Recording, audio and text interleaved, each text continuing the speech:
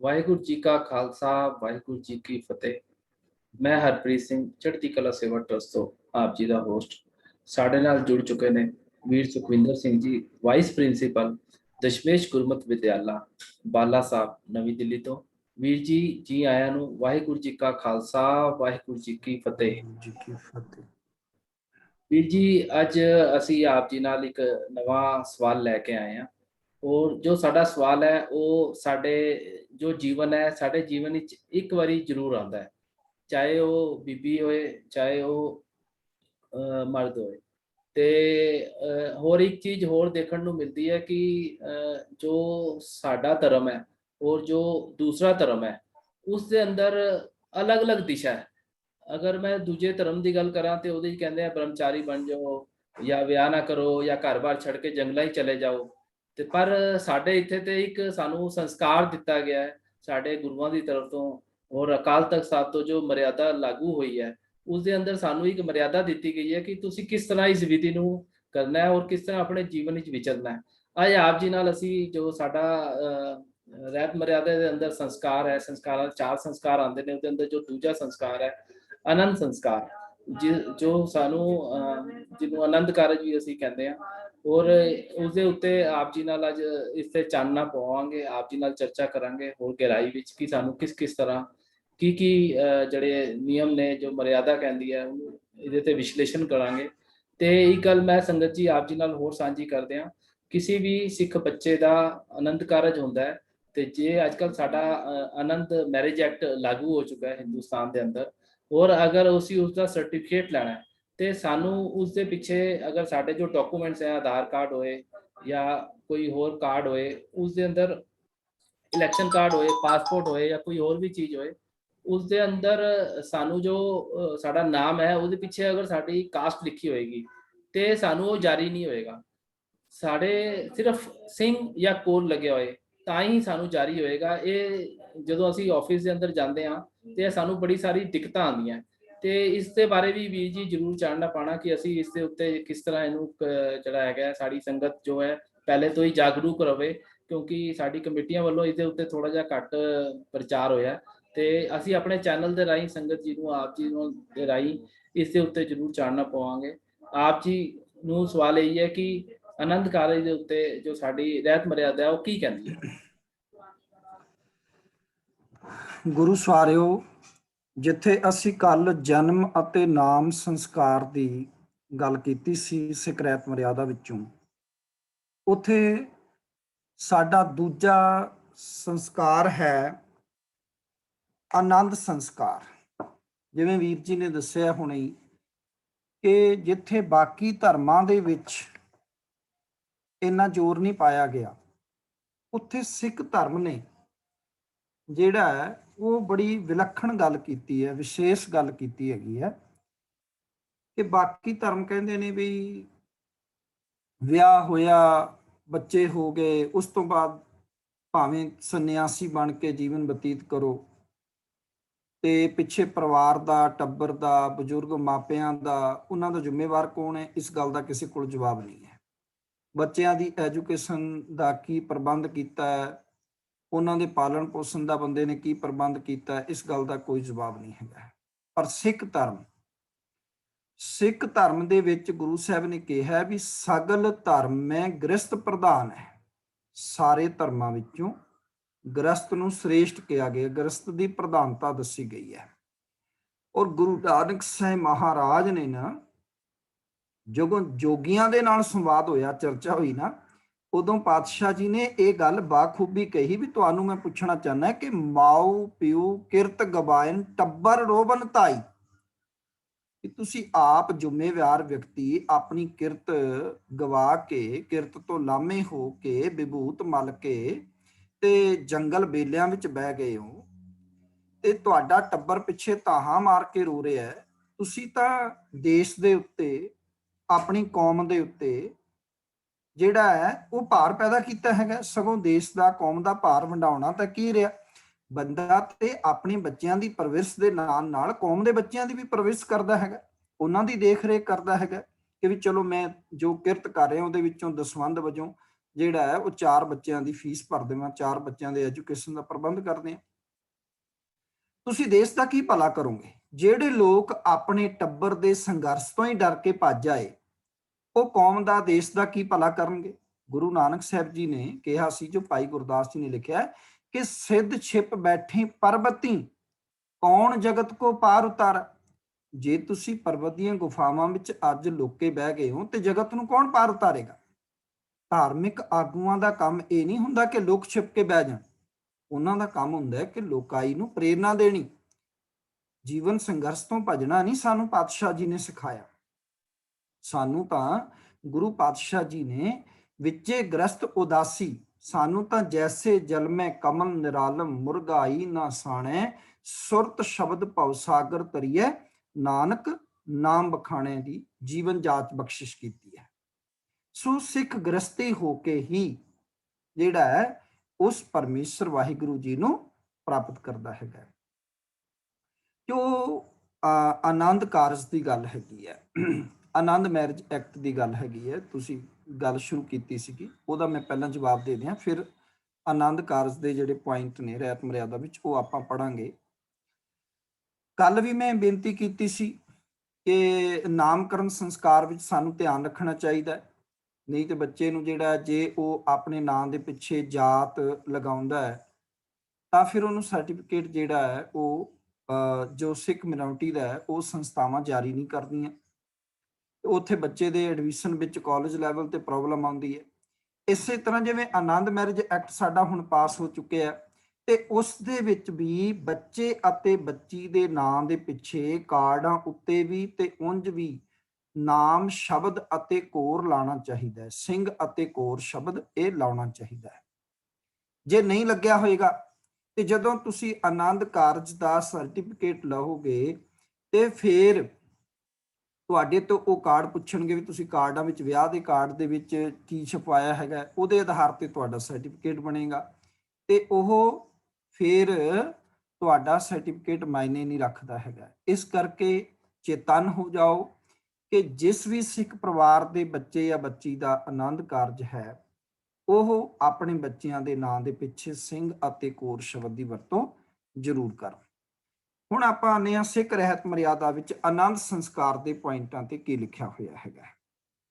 ਸਿੱਖੀ ਵਿੱਚ ਗੁਰਮਤਿ ਰੋਹ ਰੀਤ ਅਨੁਸਾਰ ਵਿਆਹ ਕਰਨ ਨੂੰ ਆਨੰਦ ਕਾਰਜ ਆਖਿਆ ਜਾਂਦਾ ਹੈ। ਇਹਦੇ ਵਿੱਚ ਕੋਈ ਦੋ ਰਾਵਾਂ ਨਹੀਂ, ਕਿਸੇ ਨੇ ਨੂੰ ਵਿਆਹ ਕਿਹਾ, ਕਿਸੇ ਨੇ ਨਿਕਾਹ ਕਿਹਾ, ਕਿਸੇ ਨੇ ਮੈਰਿਜ ਕਿਹਾ, ਕਿਸੇ ਨੇ ਸਾਦੀ ਕਿਹਾ, ਕਿਸੇ ਨੇ ਸਵੈੰਬਰ ਵੀ ਆਖਿਆ। ਪਰ ਕਮਾਲ ਦਾ ਸ਼ਬਦ ਮੇਰੇ ਪਾਤਸ਼ਾਹ ਜੀ ਨੇ ਦੱਸਿਆ ਕਿ ਆਨੰਦ ਕਾਰਜ।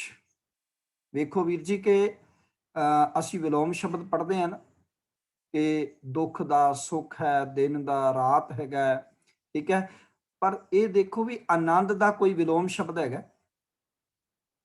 ਆਨੰਦ ਦਾ ਕੋਈ ਵਿਲੋਮ ਸ਼ਬਦ ਨਹੀਂ ਹੈ। ਸੋ ਇੱਥੋਂ ਮੈਂ ਕਈ ਵਾਰ ਬੇਨਤੀ ਕਰਦਾ ਹੁੰਦਾ ਬਈ ਸਾਨੂੰ ਤਾਂ ਗੁਰੂ ਸਾਹਿਬ ਨੇ ਆਨੰਦ ਕਾਰਜ ਬਖਸ਼ਿਆ, ਮਿਲਾਪ ਦਾ ਵਿਛੋੜਾ ਹੈ ਨਾ, ਤੇ ਤੁਸੀਂ ਵੇਖੋ ਵੀ ਪਾਤਸ਼ਾਹ ਜੀ ਨੇ ਸਾਨੂੰ ਆਨੰਦ ਕਾਰਜ ਬਖਸ਼ਿਸ਼ ਕੀਤਾ ਹੈ ਜਿੱਥੇ ਕੋਈ ਡਿਮੋਰਸ ਨੂੰ ਥਾਂ ਹੀ ਨਹੀਂ ਹੈ, ਛੁਟਕਾਰੇ ਨੂੰ ਕੋਈ ਥਾਂ ਨਹੀਂ ਹੈ।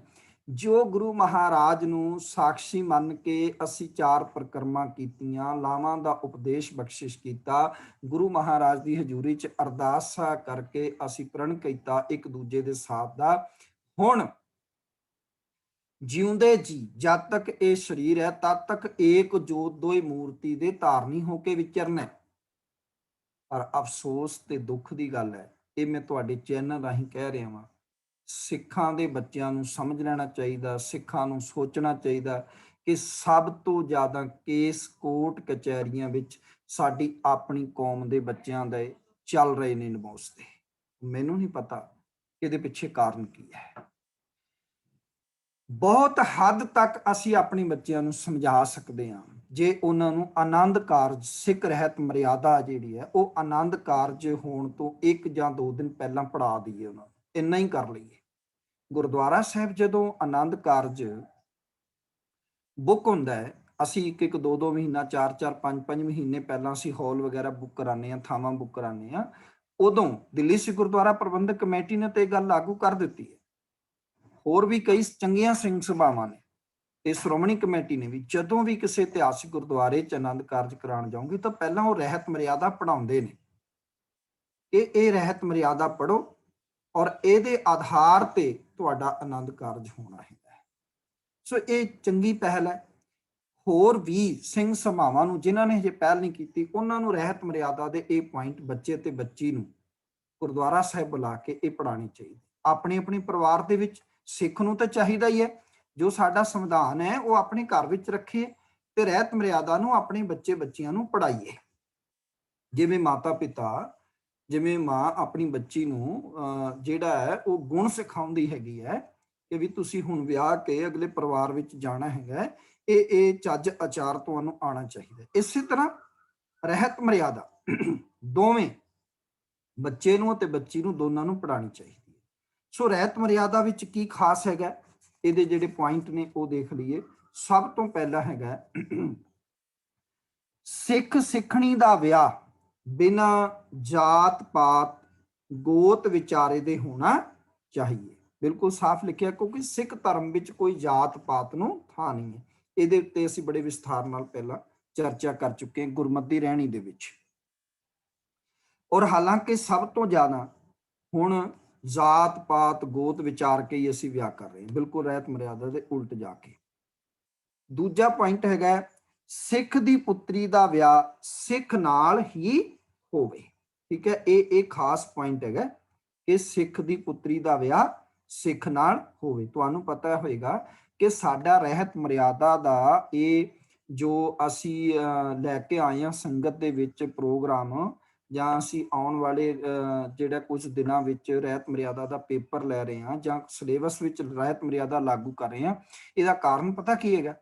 ਇਹਦਾ ਕਾਰਨ ਹੈ ਵੀ ਪਿਛਲੇ ਦਿਨਾਂ ਵਿੱਚ ਅਸੀਂ ਜਿਹੜਾ ਪੇਪਰ ਲਿਆ ਸੀ ਉਸ ਦੇ ਵਿੱਚ ਕਈ ਬੱਚੀਆਂ ਨੇ ਸਵਾਲ ਪਾਇਆ ਗਿਆ ਸੀ ਕਿ ਰਹਿਤ ਮਰਿਆਦਾ ਵਿੱਚੋਂ ਸਿੱਖ ਬੱਚੀਆਂ ਦਾ ਵਿਆਹ ਕਿਸ ਨਾਲ ਹੋਵੇ, ਸਿੱਖ ਨਾਲ ਹੋਵੇ ਜਾਂ ਗੈਰ ਸਿੱਖ ਨਾਲ ਹੋਵੇ ਜਾਂ ਕਿਸੇ ਹੋਰ ਨਾਲ, ਇਸ ਤਰ੍ਹਾਂ ਕਰਕੇ ਪਾਇਆ ਗਿਆ ਸੀ।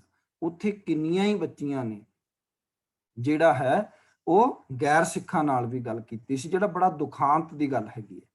ਸੋ ਮੈਂ ਸਮਝਦਾ ਵੀ ਕਿਸੇ ਤਰੀਕੇ ਨਾਲ ਉਹ ਅਣਜਾਣ ਨੇ ਰਹਿਤ ਮਰਿਆਦਾ ਤੋਂ, ਉਹਨਾਂ ਨੂੰ ਜਿਹੜਾ ਰਹਿਤ ਮਰਿਆਦਾ ਨਹੀਂ ਪੜ੍ਹਾਈ ਗਈ ਹੈ। ਤੇ ਸਾਫ਼ ਲਿਖਿਆ ਵੀ ਸਿੱਖ ਦੀ ਪੁੱਤਰੀ ਦਾ ਵਿਆਹ ਸਿੱਖ ਨਾਲ ਹੋਣਾ ਚਾਹੀਦਾ। ਗੱਲ ਕੇਵਲ ਵਿਆਹ ਤੱਕ ਨਹੀਂ ਹੁੰਦੀ, ਗੱਲ ਇਹ ਹੁੰਦੀ ਹੈ ਵੀ ਜਿਹੜੇ ਘਰ ਦੇ ਸੰਸਕਾਰ ਨੇ ਉਹ ਦੋਨਾਂ ਦੇ ਇੱਕੋ ਜਿਹੇ ਹੋਣੇ ਚਾਹੀਦੇ ਨੇ। ਜੀਵਨ ਸਾਥੀ ਨੇ ਬਹੁਤ ਲੰਮੇ ਸਮੇਂ ਤੱਕ ਸਾਥ ਰਹਿਣਾ ਹੈ। ਖਾਣ ਪੀਣ ਦੀਆਂ ਗੱਲਾਂ ਨੇ। ਹੁਣ ਇੱਕ ਬੱਚੀ ਜਿਹੜੀ ਹੈ ਉਹ ਮੁਸਲਮਾਨ ਜੇ ਕਿਸੇ ਵੀਰ ਨਾਲ ਵਿਆਹ ਕੇ ਜਾਂਦੀ ਹੈ ਕਿ ਉਹਨੂੰ ਉੱਥੋਂ ਦੇ ਖਾਣ ਪੀਣ ਭਾਵੇਗਾ?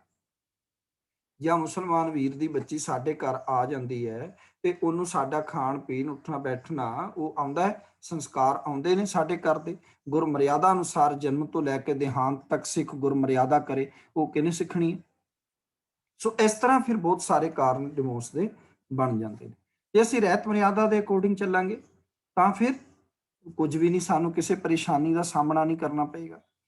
ਫਿਰ ਈੜੀ ਭਾਗ ਹੈ ਸਿੱਖ ਦਾ ਵਿਆਹ ਆਨੰਦ ਰੀਤੀ ਨਾਲ ਕਰਨਾ ਚਾਹੀਏ। ਜੋ ਆਨੰਦ ਰੀਤੀ ਹੈ ਉਸ ਨਾਲ ਕਰਨਾ ਚਾਹੀਦਾ ਹੈਗਾ। ਆਨੰਦ ਕਾਰਜ ਦੀ ਜੋ ਮਰਿਆਦਾ ਹੈ, ਠੀਕ ਹੈ। ਦੇਖੋ ਸਤਿਗੁਰੂ ਗੁਰੂ ਨਾਨਕ ਸਾਹਿਬ ਜੀ ਨੇ ਸ਼ੁਰੂ ਤੋਂ ਹੀ ਬ੍ਰਾਹਮਣਵਾਦ ਨੂੰ ਨਕਾਰ ਦਿੱਤਾ ਹੈਗਾ। ਈਵਨ ਇਤਿਹਾਸ ਵਿੱਚ ਇੱਥੋਂ ਤੱਕ ਮਿਲਦਾ ਹੈ ਕਿ ਗੁਰੂ ਨਾਨਕ ਸਾਹਿਬ ਜੀ ਨੇ ਜਦੋਂ ਬਟਾਲੇ ਵਿਖੇ ਗੁਰੂ ਸਾਹਿਬ ਜੀ ਦੀ ਬਰਾਤ ਗਈ ਹੈ ਨਾ, ਉਦੋਂ ਬਹੁਤ ਸਾਰੇ ਲੋਕ ਦੇਖਣ ਆਏ ਵੀ ਗੁਰੂ ਸਾਹਿਬ ਜੀ ਜਿਹੜੇ ਜਨੇਊ ਦਾ ਵਿਰੋਧ ਕਰਦੇ ਨੇ, ਇਹ ਬੇਦੀ ਦੇ ਫੇਰਿਆਂ ਦਾ ਕਿਵੇਂ ਵਿਰੋਧ ਕਰਨਗੇ? ਵੇਖਦੇ ਆ ਕਿਵੇਂ ਵਿਆਹ ਹੋਏਗਾ। ਪਰ ਕਹਿੰਦੇ ਨੇ ਇਤਿਹਾਸਕਾਰ ਕਿ ਗੁਰੂ ਪਾਤਸ਼ਾਹ ਨੇ ਕਮਾਲ ਕਰ ਦਿੱਤਾ ਵੀ ਇੱਕ ਜਿਹੜਾ ਹੈ ਉਹ ਮੂਲ ਮੰਤਰ ਲਿਖਿਆ ਗਿਆ ਔਰ ਮੂਲ ਮੰਤਰ ਦੀਆਂ ਲਿਖ ਕੇ ਗੁਰੂ ਨਾਨਕ ਸਾਹਿਬ ਜੀ ਨੇ ਪਰਿਕਰਮਾ ਕੀਤੀਆਂ ਮਾਤਾ ਸੁਲੱਖਣੀ ਜੀ ਦੇ ਨਾਲ। ਤੇ ਇਸ ਤਰ੍ਹਾਂ ਫਿਰ ਜਿਹੜਾ ਬ੍ਰਾਹਮਣਵਾਦ ਨੂੰ ਕਰਾਰੀ ਸੱਟ ਵੱਜੀ, ਜਿਹਦੇ ਗੁੱਸੇ ਵਿੱਚ ਉਹਨਾਂ ਨੇ ਜਿਹੜਾ ਉਹ ਕੰਧ ਡੇਗਣ ਦੀ ਵੀ ਗੱਲ ਹੈ। ਅੱਜ ਵੀ ਉਹ ਕੰਧ ਜਿਹੜੀ ਹੈ ਕੰਧ ਸਾਹਿਬ ਬਟਾਲੇ ਵਿੱਚ ਉਹਦੇ ਤੁਸੀਂ ਦਰਸ਼ਨ ਕਰਦੇ ਹੈਗੇ ਹੋ, ਇਤਿਹਾਸਿਕ ਥਾਂ ਹੈਗੀ ਹੈ ਸਾਡੀ, ਕਿ ਉਹ ਹਿਲਦੀ ਹੈਗੀ ਹੈ। ਗੁਰੂ ਪਾਤਸ਼ਾਹ ਉੱਤੇ ਨਹੀਂ ਡਿੱਗੀ ਹੈ ਉਹ ਕੰਧ, ਭਾਵੇਂ ਬ੍ਰਾਹਮਣਾਂ ਨੇ ਗੁੱਸੇ ਵਿੱਚ ਇਹ ਕਾਰਾ ਕੀਤਾ ਸੀਗਾ। ਸੋ ਅਸੀਂ ਦੇਖਦੇ ਹਾਂ ਕਿ ਅੱਜ ਸਾਡੇ ਵੀ ਮੁੰਦਰੀ ਪਾਉਣੀ, ਜੈ ਮਾਲਾ ਇਤਿਆਦਿਕ ਬਹੁਤ ਸਾਰੇ ਜਿਹੜੇ ਇਹ ਹੈਗੇ ਨੇ ਕਰਮ, ਇਹ ਦੂਜੇ ਧਰਮਾਂ ਦੇ ਆ ਗਏ ਨੇ। ਇਹ ਗਲਤ ਹੈਗਾ। ਕਿ ਪਹਿਲਾਂ ਬਰਾਤ ਜਾਂਦੀ ਹੈ, ਫਿਰ ਜੈਮਾਲਾ ਪਾਈ ਜਾਂਦੀ ਹੈ, ਫਿਰ ਜਾ ਕੇ ਉਹਨਾਂ ਨੂੰ ਲਾਵਾਂ ਫੇਰੇ ਤੇ ਚੱਲਣ ਵਾਸਤੇ ਕਹਿ ਦਿੰਦੇ ਨੇ। ਭਈ ਜੈਮਾਲਾ ਤੇ ਆਪਣੇ ਆਪ ਵਿੱਚ ਇੱਕ ਵਿਆਹ ਦੀ ਰੀਤੀ ਸੀ, ਜਿਹਨੂੰ ਸਵੈੰਬਰ ਕਿਹਾ ਜਾਂਦਾ ਹੈ। ਉਹਨੇ ਉਹਦੇ ਮਾਲਾ ਪਾ ਦਿੱਤੀ, ਉਹਨੇ ਉਹਦੇ ਮਾਲਾ ਪਾ ਦਿੱਤੀ, ਤੇ ਇਹ ਤਾਂ ਵਿਆਹ ਹੀ ਹੋ ਗਿਆ। ਫਿਰ ਅਸੀਂ ਗੁਰੂ ਗ੍ਰੰਥ ਸਾਹਿਬ ਦੀ ਹਜ਼ੂਰੀ 'ਚ ਕਿਉਂ ਜਾ ਰਹੇ ਹਾਂ? ਪਹਿਲਾਂ ਸਿੱਧੇ ਜਾ ਕੇ ਗੁਰੂ ਗ੍ਰੰਥ ਸਾਹਿਬ ਦੀ ਹਜ਼ੂਰੀ ਵਿੱਚ ਸਾਨੂੰ ਲਾਵਾਂ ਲੈਣੀਆਂ ਚਾਹੀਦੀਆਂ। एक चीज ਜੈ और भी ਮਾਲਾ है वीर जी, ये माफी ਚਾਹਾਂਗਾ, ਇੱਕ ਚੀਜ਼ ਹੋਰ ਵੀ ਹੈ ਅੱਜਕੱਲ ਰਿੰਗ ਨੂੰ ਐਕਸਚੇਂਜ ਕਰਨ ਦਾ। ਇੱਕ ਰਿੰਗ ਦੂਜੇ ਨੂੰ ਪਾਉਂਦਾ ਹੈ, ਦੂਜਾ ਇੱਕ ਨੂੰ ਪਾਉਂਦਾ ਹੈ, ਇਹਦਾ ਵੀ ਬੜਾ ਚਲਨ ਚੱਲ ਗਿਆ ਹੈ। ਇਹ ਜਦਕਿ ਹਾਂ, ਵਿਦੇਸ਼ਾਂ ਦੀ ਇਹ ਇਹ ਚੀਜ਼ ਮੁੰਦਰੀ ਹੈਗੀ ਹੈ ਪਾਉਣਾ ਦੇ ਵਿੱਚ ਇਹ ਤਾਂ ਮੁਕੰਮਲ ਵਿਆਹ ਹੈਗਾ। ਜੀ। ਹਾਂ, ਇਹ ਤਾਂ ਮੁਕੰਮਲ ਵਿਆਹ ਹੈਗਾ। ਸੋ ਇਹ ਇਸ ਤੋਂ ਬਾਅਦ ਫਿਰ ਅਸੀਂ ਸੋਚਦੇ ਹਾਂ ਵੀ ਗੁਰੂ ਮਹਾਰਾਜ ਦੀ ਹਜ਼ੂਰੀ 'ਚ ਜਾਈਏ, ਤੇ ਇਹ ਤੇ ਗੁਰੂ ਸਾਹਿਬ ਦਾ ਨਰਾਦਰ ਹੈ ਨਾ। ਪਹਿਲਾਂ ਗੁਰੂ ਗ੍ਰੰਥ ਸਾਹਿਬ ਦੀ ਹਜ਼ੂਰੀ ਵਿੱਚ ਸਾਨੂੰ ਲਾਵਾਂ ਲੈਣੀਆਂ ਚਾਹੀਦੀਆਂ, ਉਪਦੇਸ਼ ਸਰਵਣ ਕਰਨਾ ਚਾਹੀਦਾ ਹੈ, ਤੇ ਉਸ ਤੋਂ ਬਾਅਦ ਇਹ ਸਾਰੀਆਂ ਵਿਚਾਰਧਾਰਾ ਫਿਰ ਨਿਰਮੂਲ ਹੀ ਤੁਹਾਨੂੰ ਆਪਣੇ ਆਪ ਹੀ ਪਤਾ ਲੱਗਣਗੀਆਂ ਕਿ ਮਹਾਰਾਜ ਕੀ ਕਹਿ ਰਹੇ ਨੇ ਹੈਗੇ। ਸੋ ਇਹਨਾਂ ਚੀਜ਼ਾਂ ਨੂੰ, ਜਿਹੜੀਆਂ ਮਨਮੱਤੀ ਚੀਜ਼ਾਂ ਨੇ, ਉਹਨਾਂ ਨੂੰ ਸਾਨੂੰ ਬਾਹਰ ਕੱਢਣਾ ਚਾਹੀਦਾ ਹੈਗਾ। ਇਹ ਉਸ ਤੋਂ ਅੱਗੇ ਹੈਗਾ, ਲੜਕੀ ਲੜਕੇ ਦਾ ਵਿਆਹ ਬਚਪਨ ਵਿੱਚ ਕਰਨਾ ਵਿਵਰਜਿਤ ਹੈ। ਠੀਕ ਹੈ, ਹੁਣ ਤੇ ਕੋਰਟ ਨੇ ਉਮਰ ਤੈਅ ਕਰ ਦਿੱਤੀ ਹੈਗੀ ਹੈ, ਤੇ ਨਾਬਾਲਿਗ ਦਾ ਜਿਹੜਾ ਹੈ ਉਹ ਵਿਆਹ ਨਹੀਂ ਹੋ ਸਕਦਾ।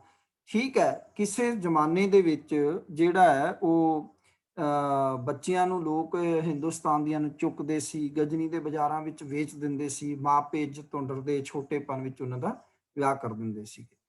ਸੋ ਹੁਣ ਤਾਂ ਇਹੋ ਜਿਹਾ ਕੁਛ ਨਹੀਂ ਹੈਗਾ, ਤੇ ਸਾਨੂੰ ਜਿਹੜਾ ਹੈ ਉਹ ਕਾਨੂੰਨ ਨੂੰ ਵੀ ਫੋਲੋ ਕਰਨਾ ਚਾਹੀਦਾ ਹੈ, ਔਰ ਰਹਿਤ ਮਰਿਆਦਾ ਵਿੱਚ ਲਿਖਿਆ ਕਿ ਛੋਟੀ ਉਮਰ ਦੇ ਬੱਚੇ ਦਾ ਵਿਆਹ ਨਹੀਂ ਕੀਤਾ ਜਾਵੇ। ਜਦੋਂ ਬੱਚੀ ਅੱਗੇ ਆਏਗਾ, ਅਗਲੇ ਪੁਆਇੰਟ ਵਿੱਚ ਦੇ ਰਹੇ ਨੇ ਕਿ ਜਦ ਲੜਕੀ ਸਰੀਰ, ਮਨ ਤੇ ਆਚਰਣ ਕਰਕੇ ਵਿਆਹ ਕਰਨ ਦੇ ਯੋਗ ਹੋ ਜਾਵੇ ਤਾਂ ਕਿਸੇ ਯੋਗ ਸਿੱਖ ਨਾਲ ਆਨੰਦ ਪੜਾਇਆ ਜਾਵੇ। ਬਿਲਕੁਲ ਸਾਫ਼ ਹੋ ਗਿਆ ਕਿ ਜਦੋਂ ਬੱਚੀ ਮਨ ਵਚ ਸਰੀਰ ਕਰਕੇ ਯੋਗ ਹੋ ਜਾਏ, ਠੀਕ ਹੈ, ਉਹ ਗ੍ਰਸਤ ਦੀਆਂ ਜ਼ਿੰਮੇਵਾਰੀਆਂ ਨੂੰ, ਗ੍ਰਸਤ ਦੇ ਫਰਜ਼ਾਂ ਨੂੰ ਸਮਝਦੀ ਹੋਵੇ, ਕਿਉਂਕਿ ਉਸਨੇ ਇਸ ਪਰਿਵਾਰ ਵਿੱਚ ਰਹਿ ਕੇ ਮਾਪਿਆਂ ਦੀ, ਸਹੁਰੇ ਪਰਿਵਾਰ ਦੀ ਵੀ ਸੇਵਾ ਕਰਨੀ ਹੈ, ਬੱਚਿਆਂ ਦਾ ਪਾਲਣ ਪੋਸ਼ਣ ਵੀ ਕਰਨਾ ਹੈ। ਇਸ ਕਰਕੇ ਉਮਰ ਦੇ ਹਿਸਾਬ ਨਾਲ ਜਿਹੜਾ ਹੈ ਉਹਦਾ ਘੱਟੋ ਘੱਟ 18 ਸਾਲ ਤੋਂ ਬਾਅਦ ਜਿਹੜਾ ਹੈ ਉਹ ਵਿਆਹ ਕਰ ਸਕਦੇ ਹਾਂ, ਜੋ ਸਾਡੇ ਦੇਸ਼ ਦਾ ਕਾਨੂੰਨ ਕਹਿੰਦਾ ਹੈਗਾ, ਔਰ ਸਾਡੀ ਰਹਿਤ ਮਰਿਆਦਾ ਆਖਰੀ ਹੈਗੀ ਹੈ। ਅੱਗੇ ਹੈਗਾ, ਆਨੰਦ ਤੋਂ ਪਹਿਲਾਂ ਕੁੜਮਾਈ ਦੀ ਰਸਮ ਜ਼ਰੂਰੀ ਨਹੀਂ, ਪਰ ਜੇ ਕਰਨੀ ਹੋਵੇ ਤਾਂ ਲੜਕੀ ਵਾਲੇ ਕਿਸੇ ਦਿਨ ਸੰਗਤ ਜੋੜ ਕੇ ਸ੍ਰੀ ਗੁਰੂ ਗ੍ਰੰਥ ਸਾਹਿਬ ਜੀ ਦੇ ਹਜ਼ੂਰ ਅਰਦਾਸਾ ਸੋਧ ਕੇ ਇੱਕ ਕਿਰਪਾਨ, ਕੜਾ ਤੇ ਕੁਝ ਮਿੱਠਾ ਲੜਕੇ ਦੇ ਪੱਲੇ ਪਾ ਦੇ। ਬੜਾ ਸਿੰਪਲ ਸਾਦਾ ਹੈਗਾ, ਠੀਕ ਹੈ। ਤੇ ਸਾਡੇ ਤਾਂ ਅੱਜ ਕੱਲ ਬੜਾ ਕੁਝ ਕਰ ਦਿੱਤਾ ਗਿਆ ਹੈ, ਪਹਿਲਾਂ ਆਖਾ, ਫਿਰ ਠਾਕਾ, ਫਿਰ ਰੋਕਾ, ਫਿਰ ਕੁੜਮਾਈ ਜਾ ਕੇ, ਫਿਰ ਕਿਤੇ ਵਿਆਹ, ਪਤਾ ਨਹੀਂ ਕਿੰਨੇ ਕਿੰਨੇ ਪ੍ਰੋਗਰਾਮ ਕੀਤੇ ਜਾਂਦੇ ਨੇ। ਬੜਾ ਸਿੰਪਲ ਹੈਗਾ ਕਿ ਭਾਈ ਪਹਿਲੀ ਗੱਲ ਤਾਂ ਕੁੜਮਾਈ ਦੀ ਰਸਮ ਜ਼ਰੂਰੀ ਨਹੀਂ, ਜੇ ਕਰਨੀ ਹੈ ਤਾਂ ਇੱਕ ਕਿਰਪਾਨ, ਕੜਾ ਤੇ ਕੁਝ ਮਿੱਠਾ ਉਹ ਲੜਕੀ ਵਾਲੇ ਜਾਣ ਤੇ ਲੜਕੇ ਦੇ ਪੱਲੇ ਪਾ ਦੇਣ। ਅੱਛਾ, ਤੇ ਵੀਰ ਜੀ ਨਿਤਨੇਮ ਦਾ ਗੁਟਕਾ ਵੀ ਦਿੰਦੇ ਨੇ ਕਾਫੀ ਜਗ੍ਹਾ ਤੇ। ਹਾਂਜੀ ਹਾਂਜੀ, ਸੋ ਚਲੋ ਗੱਲ ਇਹ ਹੈਗੀ ਹੈ ਕਿ ਬਾਣੀ ਦੀ ਗੱਲ ਹੈਗੀ ਹੈ, ਤੇ ਇੱਕ ਮੈਂ ਤੈਨੂੰ ਕਹਿੰਦਾ ਹੁੰਦਾ ਵੀ ਇਸ਼ਾਰੇ ਮਾਤਰ, ਵੀ ਇਸ਼ਾਰਾ ਵੀ ਦੇਣਾ ਹੈ ਵੀ ਸਾਡੀ ਬੱਚੀ ਤਾਂ ਜਿਹੜੀ ਹੈ ਬਾਣੀ ਪੜ੍ਹਨ ਵਾਲੀ ਹੈ, ਵੀ ਤੁਸੀਂ ਵੀ ਜਿਹੜਾ ਹੈ ਉਹ ਹੁਣ ਆਪਣੇ ਬੱਚੇ ਨੂੰ ਤਿਆਰ ਕਰ ਲਓ ਕਿ ਉਹ ਬਾਣੀ ਪੜ੍ਹੇ, ਨਿਤਨੇਮ ਕਰੇ, ਠੀਕ ਹੈ ਨਾ। ਸੋ ਇਹ ਤਾਂ ਇੱਕ ਚੰਗੀ ਪਹਿਲ ਹੈਗੀ ਹੈ ਕਿ ਪਰਿਵਾਰ ਦੋਨੋਂ ਜਿਹੜੇ ਨੇ ਉਹ ਗੁਰਸਿੱਖੀ ਨੂੰ ਸਮਝਦੇ ਹੋਣ ਅਤੇ ਗੁਰਬਾਣੀ ਨੂੰ ਪੜ੍ਹਦੇ ਹੋਣ, ਠੀਕ ਹੈ ਜੀ। ਸੋ ਅੱਗੇ ਖੱਖਾ ਹੈਗਾ, ਆਨੰਦ ਦਾ ਦਿਨ ਮੁਕਰਰ ਕਰਨ ਲੱਗਿਆਂ ਕੋਈ ਥਿਤਵਾਰ, ਚੰਗੇ ਮੰਦੇ ਦਿਨ ਦੀ ਖੋਜ ਕਰਨੀ ਪੱਤਰੀ ਵਾਚਣਾ ਮਨਮਤ ਹੈ। ਕੋਈ ਦਿਨ ਜੋ ਦੋਹਾਂ ਧਿਰਾਂ ਨੂੰ ਆਪਸ ਵਿੱਚ ਸਲਾਹ ਕਰਕੇ ਚੰਗਾ ਦਿਸੇ, ਨਿਯਤ ਕਰ ਲੈਣਾ ਚਾਹੀਦਾ ਹੈ। ਸਾਡੇ ਧਰਮ ਵਿੱਚ ਇਹ ਨਹੀਂ ਹੈ ਕਿ ਜਾਓ ਬ੍ਰਾਹਮਣ ਕੋਲੋਂ ਪਹਿਲਾਂ ਪੱਤਰੀ ਵਾਚ ਕੇ ਆਓ, ਪੁੱਛ ਕੇ ਆਓ ਬ੍ਰਾਹਮਣ ਨੂੰ ਕਿਹੜਾ ਦਿਨ ਚੰਗਾ ਹੈ, ਕਿਹੜਾ ਮਾੜਾ ਹੈ, ਫਿਰ ਉਹ ਆਪ ਦੇ ਹਿਸਾਬ ਨਾਲ ਜਿਹੜਾ ਉਹ ਦੱਸਦਾ ਹੈਗਾ। ਸੋ ਸਾਡੇ ਇਹ ਨਹੀਂ, ਸਾਡੇ ਤਾਂ ਸਾਫ਼ ਲਿਖਿਆ ਬਾਣੀ ਵਿੱਚ, ਸਾਹਾ ਗਣੈ ਨਾ ਕਰੇ ਵਿਚਾਰ, ਸਾਹੇ ਉੱਪਰ ਏਕ ਓੰਕਾਰ, ਜਿਸ ਗੁਰ ਮਿਲੈ ਸੋਈ ਬਿਦ ਜਾਣੈ, ਗੁਰਮਤ ਹੋਏ ਤਾਂ ਹੁਕਮ ਪਛਾਣੈ। ਸਾਡੇ ਸਾਫ਼ ਲਿਖਿਆ ਬਾਣੀ ਵਿੱਚ ਕਿ ਸਾ ਵੇਲਾ, ਸੋ ਮੂਰਤ, ਸਾ ਘੜੀ, ਸੋ ਮੂਰਤ ਸਫਲ ਹੈ ਮੇਰੀ ਜਿੰਦੜੀਏ, ਜਿਤ ਹਰ ਮੇਰਾ ਚਿਤ ਆਵੈ ਰਾਮ। ਪੂਛਤ ਨਾ ਜੋਤਿਕ, ਭਾਈ ਗੁਰਦਾਸ ਜੀ ਕਹਿੰਦੇ ਨੇ, पूछत न ज्योतिक और थित वार कछ, गृह और निखित्र की न शंका उर धारी। सिख अपने घर विच गृह निछत्र की कोई शंका उरदे विच नहीं धारदा हैगा। ठीक है जी, असी तां सिर्फ गुरु महाराज अगे अरदास करनी है, कीता लोड़ीए कम सो हर पै आखीए, कारज दे सवार सतगुर सच साखी। गल है भी जेड़ा दिन दोनों धिरां नूं चंगा लगे, लड़की वाले नूं लड़के वाले नूं, दोनों ਦੇ ਪਰਿਵਾਰ ਸ਼ਾਮਲ ਹੋਣੇ ਵਿਆਹ ਦੇ ਵਿੱਚ, ਇਹ ਉਹ ਦਿਨ ਨਿਯਤ ਕਰ ਦਿੱਤਾ ਜਾਵੇ। ਕੋਈ ਕਿਸੇ ਬ੍ਰਾਹਮਣ ਇਤਿਆਦਿਕ ਤੋਂ ਥਿਤਵਾਰ ਮਹੂਰਤ ਨਹੀਂ ਕਢਾਉਣਾ ਹੈਗਾ। ਠੀਕ ਹੈ, ਇੱਕ ਵਾਰ ਦੀ ਤੁਹਾਨੂੰ ਗੱਲ ਦੱਸ ਦਿੰਦਾ ਕਿ ਕਿਸੇ ਦੇ ਜਿਹੜਾ ਹੈਗਾ ਜ਼ਮੀਂਦਾਰ ਦੇ ਬੱਚੀ ਦਾ ਵਿਆਹ ਸੀ ਤੇ ਉਹ ਮਹੂਰਤ ਨਾ ਨਿਕਲੇ ਜੀ, 2-3 ਪੰਡਤਾਂ ਕੋਲ ਚਲਾ ਗਿਆ। ਇੱਕ ਲੋੜਵੰਦ ਪੰਡਤ ਸੀਗਾ, ਸਰਦੀਆਂ ਦੇ ਦਿਨ ਸੀ, ਉਹਦੇ ਘਰ ਰਜਾਈਆਂ ਨਹੀਂ ਸੀ, ਕਪਾਹ ਨਹੀਂ ਸੀ, ਤੇ ਉਹਦੇ ਜਿਹੜਾ ਪੰਡਤਾਣੀ ਉਹਨੂੰ ਬਾਰ-ਬਾਰ ਕਵੇ ਕਿ ਭਾਈ ਕੋਈ ਨਾ ਕੁਝ ਚਾਰਾ ਹਿੱਲਾ ਕਰੋ, ਕੁਝ ਕਥਾ ਵਿਖਿਆਨ ਕਰਿਆ ਕਰੋ, ਕੁਝ ਨਾ ਕੁਝ ਜਿਹੜਾ ਘਰ ਦੇ ਵਿੱਚ ਰਜਾਈਆਂ ਦਾ ਪ੍ਰਬੰਧ ਹੋਵੇ। ਤੇ ਕਹਿੰਦੇ ਕੋਈ ਨਹੀਂ ਭਾਗਵਾਨੇ, ਉਹ ਵੇਖ ਜ਼ਮੀਂਦਾਰ ਆ ਰਿਹਾ, ਅੱਜ ਹੋ ਜਾਏਗਾ। ਜ਼ਮੀਂਦਾਰ ਆ ਕੇ ਬੈਠਿਆ, ਉਹਨੇ ਕਿਹਾ ਜੀ ਮੇਰੀ ਬੱਚੀ ਦਾ ਮਹੂਰਤ ਕੱਢ ਦਿਓ। ਉਹ ਇੱਕਦਮ ਕਹਿੰਦਾ ਜੀ ਨਾ ਜੀ ਨਾ, ਤੁਹਾਡੀ ਬੱਚੀ ਦਾ ਤੇ ਮਹੂਰਤ ਨਿਕਲ ਹੀ ਨਹੀਂ ਸਕਦਾ, ਬੜਾ ਔਖਾ ਹੈ, ਬੜਾ ਰਾਹੂ ਕੇਤੂ ਭਾਰੂ ਹੋ ਰਹੇ ਨੇ। ਕਹਿੰਦੇ ਕੀ ਕਰਨਾ ਪਏਗਾ? ਕਹਿੰਦੇ ਜੀ ਕਪਾਹ ਦੇਵਤਾ ਵੀ ਨਾਰਾਜ਼ ਹੈ, ਤੁਸੀਂ ਇਸ ਤਰ੍ਹਾਂ ਕਰੋ, 4 ਗੱਠੜ ਕਪਾਹ ਦੇ ਨਾ ਉਹ ਦਾਨ ਕਰ ਦਿਓ, ਫਿਰ ਕਪਾਹ ਦੇਵਤਾ ਰਾਜੀ ਹੋ ਜਾਏਗਾ ਤੇ ਵਿਆਹ ਹੋ ਜਾਏਗਾ। ਉਹ ਕਹਿੰਦੇ ਜੀ ਠੀਕ ਹੈ। ਚਲੋ ਜੀ, ਦਿਨ ਆ ਗਿਆ, ਸਮਾਂ ਆ ਗਿਆ, ਪੰਡਤ ਜੀ ਚਲੇ ਗਏ, ਇਹਨਾਂ ਨੇ ਬੇਦੀ ਦੇ ਫੇਰੇ ਤਿਆਰ ਕਰ ਲਏ। ਉਧਰੋਂ ਵੀ ਬਰਾਤ ਵਿੱਚ ਵੀ ਕੋਈ ਪੰਡਤ ਆ ਗਿਆ, ਬਰਾਤ ਵਿੱਚ ਪੰਡਤ ਆ ਗਿਆ। ਉਹ ਵੇਖੇ ਵੀ ਅੱਜ ਤੱਕ ਬੇਦੀ ਦੇ ਫੇਰੇ ਮੈਂ ਬੜੇ ਦੇਖੇ ਨੇ, ਪਰ ਕਪਾਹ ਤੇ ਚਾਰੇ ਪਾਸੇ ਵੇਖੀ ਨਹੀਂ, ਇਹ ਤਾਂ ਪਹਿਲੀ ਵਾਰ ਵੇਖ ਰਹੇ। ਪਰ ਉਹ ਕਹਿੰਦਾ ਆਖਰ ਬ੍ਰਾਹਮਣ ਨੇ ਕੋਈ ਚਾਲ ਚੱਲੀ ਹੈ। ਪੰਡਿਤ ਜੋ ਸੀ ਸਾਰੇ ਭੇਦ ਜਾਣਦਾ ਸੀ। ਉਹ ਕਹਿੰਦਾ ਜੇ ਮੈਂ ਇਸ ਤਰ੍ਹਾਂ ਕਿਹਾ ਵੀ ਇਹ ਕਪਾਹ ਦਾ ਕੀ ਕੰਮ ਹੈ ਤੇ ਸਾਰੀ ਬਰਾਦਰੀ ਨੂੰ ਪਤਾ ਲੱਗ ਜਾਏਗਾ, ਆਖਿਰ ਜਿਹੜਾ ਮੇਰਾ ਭਾਈਚਾਰਾ ਹੈ ਇਹਦੀ ਬੇਇੱਜ਼ਤੀ ਹੋਏਗੀ ਬ੍ਰਾਹਮਣ ਦੀ। ਕਹਿਣਗੇ ਇਸ ਕਰਕੇ ਕੰਮ ਕਰਦਾ ਵੀ ਸੰਸਕ੍ਰਿਤ ਭਾਸ਼ਾ ਕਿਸੇ ਨੂੰ ਨਹੀਂ ਆਉਂਦੀ ਤੇ ਮੈਂ ਸੰਸਕ੍ਰਿਤ ਵਿੱਚ ਬੋਲਦਾ। ਉਹਨੇ ਕਿਹਾ ਆਚਰਜੋ ਆਚਰਜੰ ਚੋ ਤਰਪੰ ਕਪਾਹੰ, ਵੀ ਮੈਂ ਹੈਰਾਨ ਹੋ ਰਿਹਾ ਵੀ ਚਾਰੇ ਪਾਸੇ ਕਪਾਹ ਕਿਉਂ ਰੱਖੀ ਹੋਈ ਹੈ। ਉਹ ਪੰਡਿਤ ਸਮਝ ਗਿਆ ਵੀ ਕੋਈ ਪੰਡਿਤ ਆ ਗਿਆ ਹੈਗਾ, ਜਿਹਨੂੰ ਇਹ ਭੇਦ ਪਤਾ ਹੈ ਵੀ ਅੰਦਰ ਜਿਹੜਾ ਕੀ ਚੱਲ ਰਿਹਾ ਹੈਗਾ, ਜਿਹਨੂੰ ਪਤਾ ਹੈ ਵੀ ਲਾਵਾਂ ਦੇ ਵਿੱਚ ਇਹਨਾਂ ਵਿੱਚ ਬੇਦੀ ਦੇ ਫੇਰਿਆਂ ਵਿੱਚ ਜਿਹੜਾ ਹੈ ਉਹ ਲੋੜ ਹੀ ਨਹੀਂ ਹੁੰਦੀ ਕਪਾਹ ਦੀ। ਤੇ ਕਹਿੰਦੇ ਕੋਈ ਮੇਰਾ ਭਰਾਤਾ ਆ ਗਿਆ ਜਿਹੜਾ ਸਮਝਦਾ ਗੱਲ। ਉਹ ਕਹਿੰਦਾ ਵੀ ਚਲੋ ਮੈਂ ਵੀ ਸੰਸਕ੍ਰਿਤ ਵਿੱਚ ਬੋਲ ਕੇ ਦੱਸਦਾ। ਹੁਣ ਬੱਚੇ ਬੱਚੀ ਸਾਹਮਣੇ ਬੈਠੇ ਸੀ, ਹਵਨ ਹੋ ਰਿਹਾ ਸੀ ਸਾਰਾ ਕੁਝ। ਪਹਿਲੇ ਵਾਲੇ ਨੇ ਕਿਹਾ ਸੀ ਆਚਰਜੋ ਆਚਰਜੰ ਚੋ ਤਰਪੰ ਕਪਾਹੰ, ਤੇ ਜਿਹੜੇ ਫੇਰੇ ਫਰਾ ਰਿਹਾ ਸੀ ਨਾ ਉਹ ਕਹਿੰਦਾ ਅਰਦੋ ਅਰਧੰ ਚੁੱਪੰ ਗੁੜਪੰ ਅਰਦੋ ਅਰਧੰ ਸਵਾਹਾ, ਵੀ ਚੁੱਪ ਕਰ ਜਾ, ਬਾਅਦ ਵਿੱਚ ਆਪਾਂ ਅੱਧਾ ਅੱਧਾ ਵੰਡ ਲਾਂਗੇ। ਠੀਕ ਹੈ ਨਾ। ਸੋ ਕੀ ਹੋਇਆ ਕਿ ਉਹਦੇ ਨਾਲ ਉਹਨੂੰ ਪਤਾ ਲੱਗ ਗਿਆ ਵੀ ਇਹ ਤੇ ਕੰਮ ਖਰਾਬ ਹੈ, ਇਸ ਕਰਕੇ ਹੁਣ ਚੁੱਪ ਕਰਨ ਚ ਭਲਾ ਹੈ, ਅੱਧੀ ਤੈਨੂੰ ਮਿਲ ਜਾਏਗੀ ਤੇ ਅੱਧੀ ਇਹ ਕਪਾਹ ਲੈ ਜਾਏਗਾ, 2-2 ਗੱਠੜੀਆਂ ਵੰਡ ਲਾਂਗੇ। ਸੋ ਇਸ ਤਰ੍ਹਾਂ ਮਹੂਰਤ ਠੀਕ ਹੋ ਜਾਂਦੇ। ਕੋਈ ਮਹੂਰਤ ਕੋਈ ਦਿਨ ਚੰਗਾ ਮਾੜਾ ਨਹੀਂ ਹੈ। ਸਾਡੇ ਤਾਂ ਰਹਿਤ ਮਰਿਆਦਾ ਸਾਫ਼ ਲਿਖਿਆ ਹੋਇਆ ਕਿ ਜਿਹੜਾ ਦੋਨੋਂ ਪਰਿਵਾਰਾਂ ਨੂੰ ਦਿਨ ਚੰਗਾ ਲੱਗੇ ਉਹ ਦਿਨ ਰੱਖ ਲੈਣਾ ਚਾਹੀਦਾ। ਅੱਗੇ ਹੈ ਜੀ ਗੱਗੇ ਪੁਆਇੰਟ ਵਿੱਚ, ਸੇਰਾ ਮੁਕਟ ਜਾਂ ਗਾਨਾ ਬੰਨਣਾ, ਪਿੱਤਰ ਪੂਜਣੇ, ਕੱਚੀ ਲੱਸੀ ਵਿੱਚ ਪੈਰ ਪਾਉਣਾ, ਬੇਰੀ ਜਾਂ ਜੰਡੀ ਵੱਢਣੀ, ਘੜੋਲੀ ਭਰਨੀ, ਰੁੱਸ ਕੇ ਜਾਣਾ, ਛੰਦ ਪੜ੍ਹਨੇ, ਹਵਨ ਕਰਨਾ, ਵੇਦੀ ਗੰਢਣੀ, ਵੇਸਵਾ ਦਾ ਨਾਚ, ਸ਼ਰਾਬ ਆਦ ਮਨਮਤ ਹੈ। ਇਹ ਸਾਰੇ ਹਿੰਦੂ ਰੀਤੀ ਦੇ ਤਿਉਹਾਰ ਸੀਗੇ, ਹਿੰਦੂ ਰੀਤੀ ਦੇ ਜਿਹੜੇ ਕਰਮ ਕਾਂਡ ਸੀਗੇ, ਜਿਵੇਂ ਕਿ ਸੇਰਾ ਬੰਨਣਾ ਹੈ ਜਾਂ ਮੁਕਟ ਗਾਨਾ ਬੰਨਣਾ ਹੈਗਾ, ਔਰ ਪਿੱਤਰ ਪੂਜਣੇ, ਕੱਚੀ ਲੱਸੀ ਵਿੱਚ ਪੈਰ ਪਾਣਾ, ਮਾਂ ਰੁੱਸ ਕੇ ਚਲੀ ਜਾਂਦੀ ਹੈ ਜੀ, ਖੂਹ ਵਿੱਚ ਡਿੱਗਣ ਲੱਗੀ ਹੈਗੀ ਆ, ਬੱਚਾ ਫਿਰ ਕਹਿੰਦਾ ਨਾ ਨਾ ਮਾਂ ਤੂੰ ਖੂਹ ਵਿੱਚ ਨਾ ਡਿੱਗ, ਇਸ ਤਰ੍ਹਾਂ ਦੇ ਬਹੁਤ ਸਾਰੇ। ਸੋ ਇਹ ਜਿਹੜੇ ਗੁਰਮਤਿ ਅਨੁਸਾਰ ਨੇ ਇਹਨਾਂ ਨੂੰ ਨਹੀਂ ਮੰਨਣਾ। ਔਰ ਸਾਫ਼ ਇੱਕ ਗੱਲ ਹੋਰ ਹੈ ਕਿ ਚਲੋ ਇਹਨਾਂ ਤੋਂ ਤਾਂ ਕਈ ਪਰਿਵਾਰ ਮੈਂ ਦੇਖਿਆ ਬਚ ਜਾਂਦੇ ਨੇ, ਨਹੀਂ ਕਰਦੇ, ਪਰ ਆ ਜਿਹੜਾ ਲਿਖਿਆ ਅੱਗੇ ਵੇਸਵਾ ਦਾ ਨਾਚ, ਸ਼ਰਾਬ ਆਦ ਮਨਮਤ, ਇਹ ਤੇ ਤੁਸੀਂ ਦੇਖੋ ਵੀ ਕਿੰਨਾ ਬੁਰਾ ਹਾਲ ਹੈ ਕਿ ਲੋਕ ਹੈਰਾਨ ਹੋ ਜਾਂਦੇ ਵੀ ਸਿੱਖਾਂ ਦੇ ਵਿਆਹ ਤੇ ਆਏ ਹਾਂ ਅਸੀਂ, ਇਸ ਤਰ੍ਹਾਂ ਜਿਹੜਾ ਦਾਰੂਆਂ ਵੰਡੀਆਂ ਜਾ ਰਹੀਆਂ ਹੈ, ਨਾਚ ਗਾਣੇ ਹੋ ਰਹੇ ਹੈ, ਇੰਨਾ ਪੈਸਾ ਲੁਟਾਇਆ ਜਾ ਰਿਹਾ ਹੈ, ਤੇ ਜੇ ਨੱਚਣ ਵਾਲੀ ਕਵੇ ਨਾ ਮੈਂ 51,000 ਲੈਣੇ ਆ, ਠੀਕ ਹੈ ਜੀ, ਲੱਖ ਰੁਪਈਆ ਲੈਣਾ ਠੀਕ ਹੈ ਜੀ, ਲੋਕ ਦੇਈ ਜਾਂਦੇ ਨੇ। ਸ਼ਰਾਬ ਦੇ ਲੱਖਾਂ ਰੁਪਏ ਦੀ ਸ਼ਰਾਬ ਵੰਡ ਦਿੰਦੇ ਨੇ।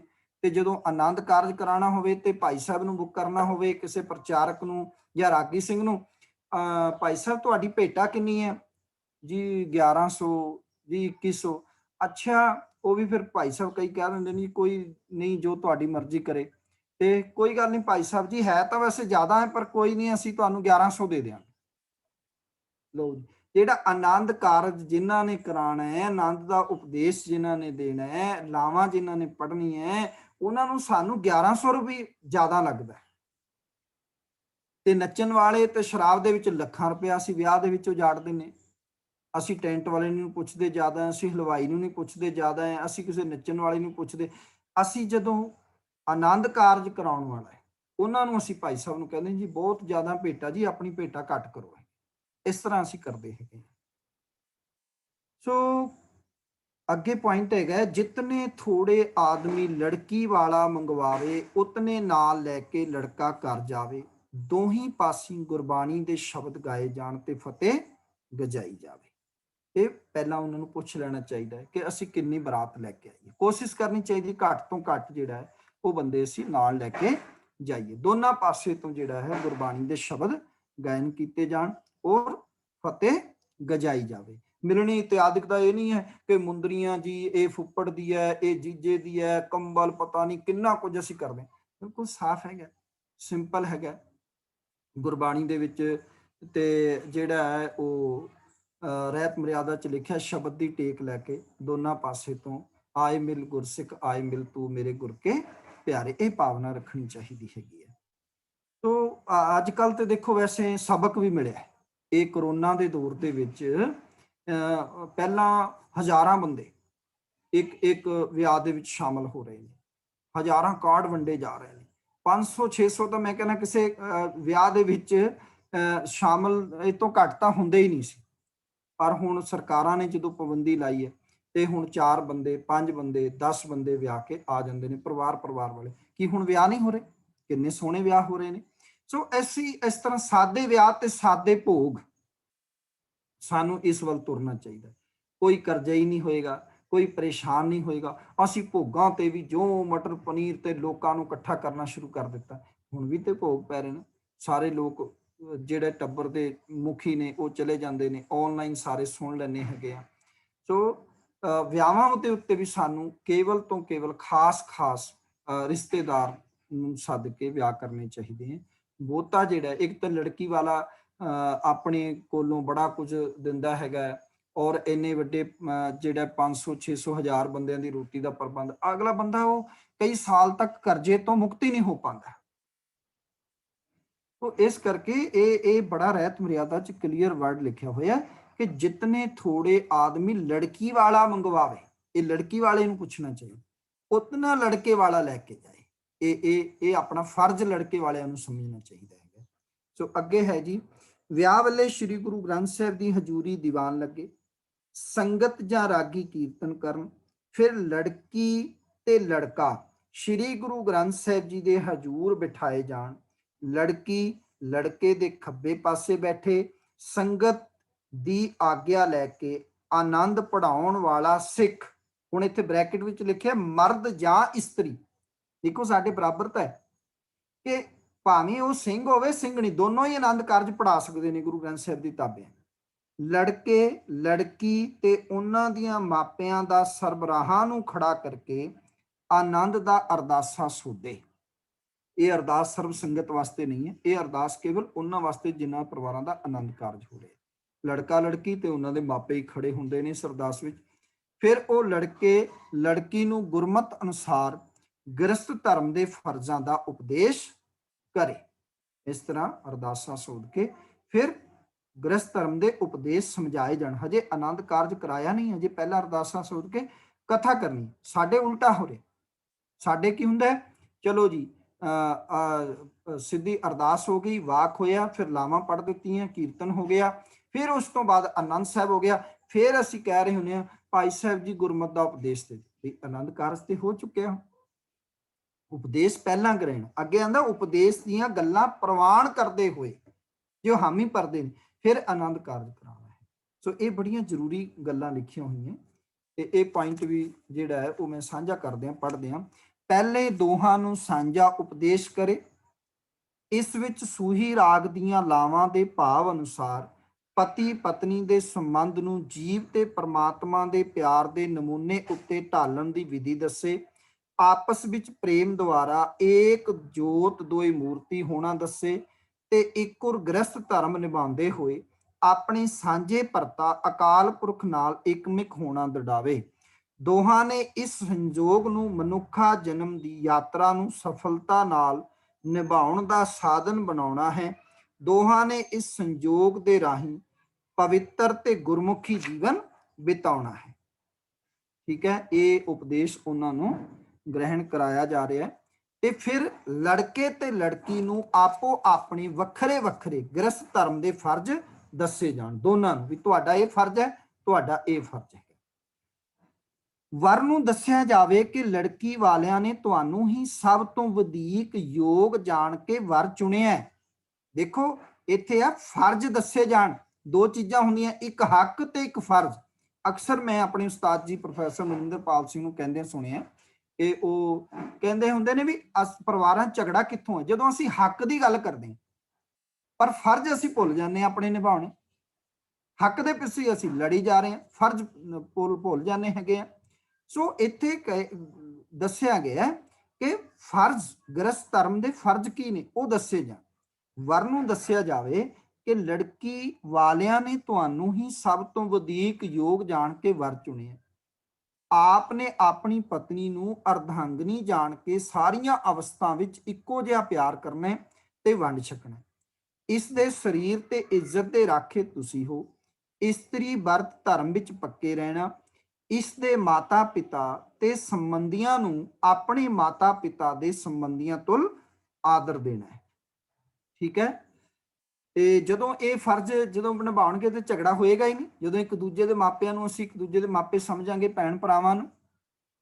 ਤੇ ਕੰਨਿਆ ਨੂੰ ਦੱਸਿਆ ਜਾਵੇ ਕਿ ਆਪ ਨੂੰ ਸ੍ਰੀ ਗੁਰੂ ਗ੍ਰੰਥ ਸਾਹਿਬ ਜੀ ਤੇ ਸੰਗਤ ਦੇ ਹਜੂਰ ਇਸ ਸੱਜਣ ਦੇ ਲੜ ਲਾਇਆ ਜਾਂਦਾ ਹੈ। ਆਪ ਨੇ ਇਹਨਾਂ ਦੇ ਨਿਰਮਲ ਭਾਵ ਵਿੱਚ ਰਹਿੰਦੇ ਹੋਏ ਇਹਨਾਂ ਨੂੰ ਹੀ ਆਪਣੇ ਸਾਰੇ ਪ੍ਰੇਮ ਤੇ ਸ਼ਰਧਾ ਦੇ ਮਾਲਕ ਸਮਝਣਾ ਹੈ। ਦੁੱਖ ਸੁੱਖ ਦੇਸ਼ ਪ੍ਰਦੇਸ਼ ਵਿੱਚ ਆਪਣੇ ਪਤੀ ਵਰਤ ਧਰਮ ਵਿੱਚ ਪੱਕੇ ਰਹਿਣਾ ਹੈ, ਸੇਵਾ ਕਰਨੀ ਹੈ।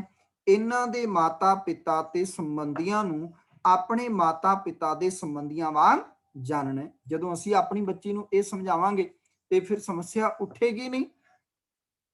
ਤੇ ਨਾਲ ਹੀ ਫਿਰ ਅੱਗੇ ਜਿਹੜਾ ਹੈ ਉਹ ਦੱਸਿਆ ਗਿਆ ਹੈਗਾ ਕਿ ਉਪਦੇਸ਼ ਦੀਆਂ ਗੱਲਾਂ ਪ੍ਰਵਾਨ ਕਰਦੇ ਹੋਏ, ਇਹ ਗੱਲਾਂ ਜਿਹੜੀਆਂ ਉਪਦੇਸ਼ ਦੀਆਂ, ਇਹਦਾ ਬਹੁਤ ਸਾਰੀ ਵਿਆਖਿਆ ਹੈਗੀ ਹੈ। ਸਮਾਂ ਦੀ ਘਾਟ ਹੈਗਾ, ਇਸ ਕਰਕੇ ਮੈਂ ਇਹਨੂੰ ਜਿਹੜਾ ਬਹੁਤਾ ਨਹੀਂ ਖੋਲ ਰਿਹਾ। ਗੁਰਬਾਣੀ ਦੇ ਵਿੱਚ ਇਹ ਜਿਹੜਾ ਹੈ ਉਹ ਲੜਕੇ ਨੂੰ ਵੀ ਦੱਸਿਆ ਗਿਆ, ਜੈਸਾ ਸੰਗ ਵਿਸਿਰ ਸਿਉ ਹੈਰੇ ਤੈਸੇ ਹੀ ਪਰਗਰੇ। ਤੇ ਲੜਕੀ ਨੂੰ ਵੀ ਦੱਸਿਆ ਗਿਆ ਕਿ ਸਾ ਗੁਣਵੰਤੀ ਸਾਵੜ ਭਾਗਣ ਪਤਵੰਤੀ ਸੀਲਵੰਤ ਸੁਹਾਗਣ। ਬਹੁਤ ਸਾਰੇ ਗੁਣ ਨੇ। ਰੂਖੋ ਭੋਜਨ ਭੂਮ ਸੈਨ ਸਖੀ ਪ੍ਰੇ ਸੰਗ ਸੂਖ ਬਿਹਾ। ਵੀ ਕਿਸੇ ਅਵਸਥਾ ਵਿੱਚ ਤੈਨੂੰ ਆਪਣੇ ਪਤੀ ਨਾਲ ਰਹਿਣਾ ਪਏ ਨਾ, ਦੁੱਖ ਸੁੱਖ ਵਿੱਚ ਰਹਿਣਾ ਹੈਗਾ। ਠੀਕ ਹੈ, ਹੋਏ ਨਿਮਾਣੀ ਸੇਵ ਕਮਾਵੇ ਤਾਂ ਪ੍ਰੀਤਮ ਹੋਵੇ ਮਨ ਪਿਆਰੀ ਇਤਿਆਦਿ।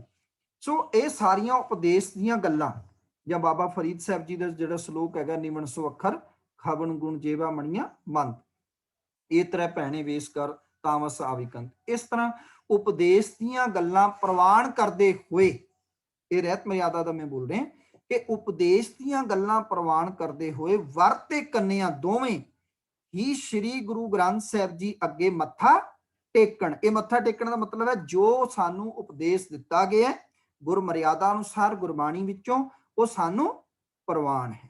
ਠੀਕ ਹੈ ਜੀ। ਫਿਰ ਲੜਕੀ ਦਾ ਪਿਤਾ ਜਾਂ ਮੁਖੀ ਸੰਬੰਧੀ ਲੜਕੇ ਦਾ ਪੱਲਾ ਲੜਕੀ ਦੇ ਹੱਥ ਫੜਾਵੇ ਤੇ ਤਾਬਿਆਂ ਬੈਠਾ ਸੱਜਣ ਸੂਹੀ ਮਹੱਲਾ ਚੌਥਾ ਵਿੱਚ ਦਿੱਤੀਆਂ ਲਾਵਾਂ ਦਾ ਪਾਠ ਸੁਣਾਵੇ। ਹੁਣ ਆਰੰਭਤਾ ਹੋਈ ਹੈ ਜਦੋਂ ਉਹਨਾਂ ਨੇ ਉਪਦੇਸ਼ ਪ੍ਰਵਾਨ ਕਰ ਲਿਆ। ਹਰੇਕ ਲਾਉ ਦਾ ਪਾਠ ਹੋਣ ਮਗਰੋਂ ਅੱਗੇ ਵਰ ਤੇ ਪਿੱਛੇ ਕੰਨਿਆ ਵਰ ਦਾ ਪੱਲਾ ਫੜ ਕੇ ਸ੍ਰੀ ਗੁਰੂ ਗ੍ਰੰਥ ਸਾਹਿਬ ਜੀ ਦੀਆਂ 4 ਪ੍ਰਕਰਮਾਂ ਕਰਨ। ਠੀਕ ਹੈ, ਪ੍ਰਕਰਮਾਂ ਕਰਨ ਸਮੇਂ ਰਾਗੀ ਜਾਂ ਸੰਗਤ ਲਾਵਾਂ ਨੂੰ ਕ੍ਰਮ ਅਨੁਸਾਰ ਸੁਰ ਨਾਲ ਗਾਈ ਜਾਣ ਅਤੇ ਵਰ ਕੰਨਿਆ ਹਰ ਇੱਕ ਲਾਉ ਮਗਰੋਂ ਮੱਥਾ ਟੇਕੇ ਅਗਲੀ ਲਾਮ ਸੁਣ ਨਹੀਂ ਖੜੇ ਹੋ ਜਾਣ। ਹੁਣ ਇਹ ਲਿਖਿਆ ਖੜੇ ਹੋ ਜਾਣ, ਬਹਿ ਕੇ ਨਹੀਂ ਹੈ। ਸਾਡੇ ਕੀ ਹੁੰਦਾ ਹੈ ਕਿ ਬੱਚਾ ਬੱਚੀ ਬੈਠੇ ਹੋ, ਮੱਥਾ ਟੇਕ ਕੇ ਆਉਂਦੇ ਨੇ, ਬਹਿ ਜਾਂਦੇ ਨੇ। ਫਿਰ ਇੱਥੇ ਹੁਣ ਲਿਖਿਆ ਖੜੇ ਹੋ ਜਾਣ। ਦੇਖੋ ਇਹ ਖਾਸ ਕੀ ਹੈ ਕਿ ਇਹ ਆਨੰਦ ਕਾਰਜ ਉਹਨਾਂ ਦਾ ਹੋ ਰਿਹਾ, ਸਰਬੱਤ ਸੰਗਤ ਦਾ ਨਹੀਂ ਹੋ ਰਿਹਾ। ਜਿਵੇਂ ਪਹਿਲੀ ਅਰਦਾਸ ਵਿੱਚ ਖੜੇ ਹੋਏ ਸੀ, ਵੀ ਸਭ ਨੂੰ ਪਤਾ ਲੱਗਿਆ ਇਹਨਾਂ ਦੇ ਸੰਬੰਧ ਵਿੱਚ ਚੱਲ ਰਿਹਾ ਪ੍ਰੋਗਰਾਮ। ਤੇ ਇਸੇ ਤਰ੍ਹਾਂ ਉਪਦੇਸ਼ ਜੋ ਸਤਿਗੁਰੂ ਜੀ ਕਰ ਰਹੇ ਨੇ, ਹੁਣ ਇਹਨਾਂ ਨੂੰ ਹੀ ਖਾਸ ਕਰ ਰਹੇ ਨੇ। ਇਹ ਲਾਮ ਦਾ ਉਪਦੇਸ਼ ਸੁਣਨਾ ਹੈ ਖੜ ਕੇ, ਠੀਕ ਹੈ। ਜਦੋਂ ਮਹਾਰਾਜੇ ਰਾਜਾ ਕੋਈ ਉਪਦੇਸ਼ ਕਰਦਾ ਹੈਗਾ ਆਪਣੇ ਮੰਤਰੀ ਨੂੰ, ਅਹਿਲਕਾਰ ਨੂੰ, ਕਿਸੇ ਵਿਅਕਤੀ ਖਾਸ ਵਿਸ਼ੇਸ਼ ਨੂੰ, ਤਾਂ ਉਹ ਕਰਦਾ, ਫਿਰ ਉਹ ਕਹਿੰਦਾ ਜੀ ਹਜੂਰ, 7 ਬਚਨ ਸਾਡੇ ਕਹਿੰਦੇ ਮੈਨੂੰ ਪ੍ਰਵਾਨ। ਸੋ ਇਸ ਤਰ੍ਹਾਂ ਜਦੋਂ ਐਲਾਨ ਪੂਰੀ ਹੋਏਗੀ, ਫਿਰ ਮੱਥਾ ਟੇਕ ਕੇ ਤੁਰਨਾ ਵੀ ਮੈਨੂੰ ਇਹ ਉਪਦੇਸ਼ ਪ੍ਰਵਾਨ ਹੋ ਗਿਆ, ਹੁਣ ਅੱਗੇ ਚੱਲਣਾ ਹੈ, ਠੀਕ ਹੈ ਜੀ। ਉਪਰੰਤ ਮੱਥਾ ਟੇਕ ਕੇ ਆਪਣੀ ਥਾਂ ਤੇ ਬੈਠ ਜਾਣ ਤੇ ਰਾਗੀ ਸਿੰਘ ਜਾਂ ਆਨੰਦ ਕਰਾਉਣ ਵਾਲਾ ਆਨੰਦ ਸਾਹਿਬ ਦੀਆਂ ਪਹਿਲੀਆਂ 5 ਪੌੜੀਆਂ ਤੇ ਅੰਤਲੀ ਪੌੜੀ ਦਾ ਪਾਠ ਕਰੇ। ਚਾਰੇ ਲਾਵਾਂ ਸੁਣ ਲਈਆਂ ਖੜੇ ਹੋ ਕੇ। ਜਦੋਂ ਰਾਗੀ ਸਿੰਘਾਂ ਨੇ ਕੀਰਤਨ ਕੀਤਾ, ਉਦੋਂ ਪ੍ਰਕਰਮਾ ਕਰ ਲਈਆਂ। ਹੁਣ ਜਦੋਂ ਪੂਰਾ ਹੋ ਗਿਆ, ਆਨੰਦ ਸਾਹਿਬ ਸ਼ੁਰੂ ਹੋ ਗਿਆ, ਫਿਰ ਉਹ ਬਹਿ ਜਾਣ ਆਰਾਮ ਨਾਲ ਹਜ਼ੂਰੀ ਦੇ ਵਿੱਚ। 5 ਪੌੜੀਆਂ ਤੇ ਅੰਤਲੀ ਪੌੜੀ ਦਾ ਪਾਠ ਕਰੇ। ਫਿਰ ਆਨੰਦ ਸਾਹਿਬ ਦੀ ਸਮਾਪਤੀ ਦਾ ਅਰਦਾਸਾ ਸੋਧਿਆ ਜਾਏ ਤੇ ਕੜਾ ਪ੍ਰਸਾਦ ਵਰਤਾਇਆ ਜਾਏ, ਠੀਕ ਹੈ। ਤੋ ਇਸ ਤਰ੍ਹਾਂ ਬਿਲਕੁਲ ਕਲੀਅਰ ਲਿਖਿਆ ਹੋਇਆ ਹੈਗਾ।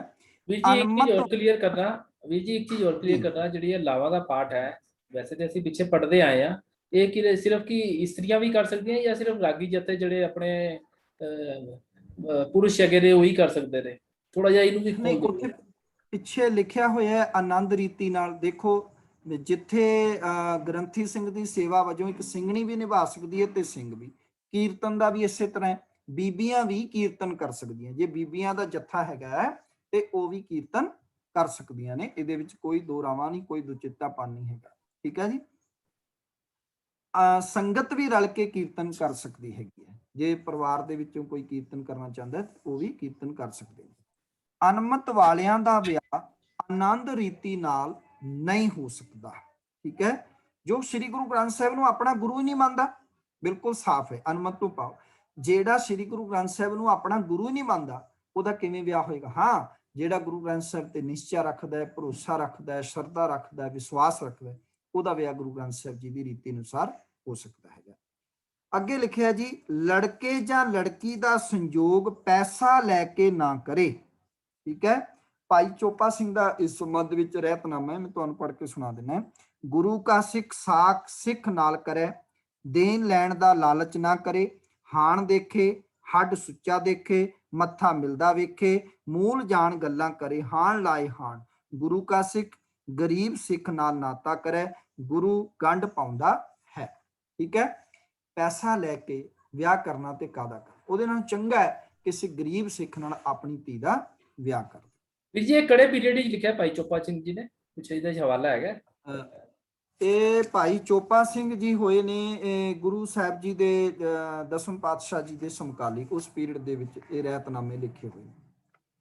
ਅਸਲ ਚ ਕੀ ਰਹਿਤ ਮਰਿਆਦਾ ਦਾ ਜੋ ਪਿਛੋਕੜ ਹੈ, ਆਧਾਰ ਸੋਮੇ ਕਰੀ, ਉਹ ਰਹਿਤਨਾਮੇ ਵੀ ਨੇ। ਜਿਵੇਂ ਗੁਰਬਾਣੀ ਹੈ ਨਾ, ਇਸੇ ਤਰ੍ਹਾਂ ਰਹਿਤਨਾਮਿਆਂ ਦੇ ਹਵਾਲਿਆਂ ਨਾਲ ਵੀ ਰਹਿਤ ਮਰਿਆਦਾ ਗੁਰੂ ਪੰਥ ਨੇ ਤਿਆਰ ਕੀਤੀ ਹੈ। ਅੱਗੇ ਹੈ ਜੀ, ਜੇ ਬਾਲਕੀ ਦੇ ਮਾਪੇ ਕਦਾਨਚਿਤ ਸਬਬ ਪਾਇਕ ਹੈ, ਬਾਲਕੀ ਦੇ ਗ੍ਰਹਿ ਵਿਖੇ ਜਾਣ। ਹੁਣ ਇਹ ਰਹਿਤ ਮਰਿਆਦਾ ਪੁਆਇੰਟ ਹੈ ਜੋ ਆਮ ਸਾਡੇ ਘਰਾਂ 'ਚ ਭਰਮ ਮਿਲਦਾ ਹੈਗਾ।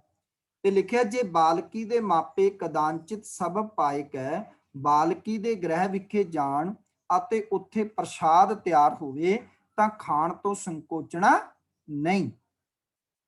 ਅੰਨ ਨਾ ਖਾਣਾ ਸਭ ਭਰਮ ਹੈ, ਖਾਲਸੇ ਨੂੰ ਖਾਣਾ ਖਿਲਾਉਣਾ ਸ੍ਰੀ ਗੁਰੂ ਬਾਬੇ ਅਕਾਲ ਪੁਰਖ ਬਖਸ਼ਿਆ ਹੈ। ਬੇਟੀ ਬੇਟੇ ਵਾਲੇ ਆਪਸ ਵਿੱਚ ਖਾਂਦੇ ਰਹਿਣ, ਇਸ ਵਾਸਤੇ ਜੋ ਗੁਰੂ ਨੇ ਦੋਵੇਂ ਸਾਖ ਇੱਕ ਕੀਤੇ ਨੇ। ਵੀ ਰਿਸ਼ਤੇਦਾਰੀ ਬਣਾਈ ਹੈਗੀ ਆ।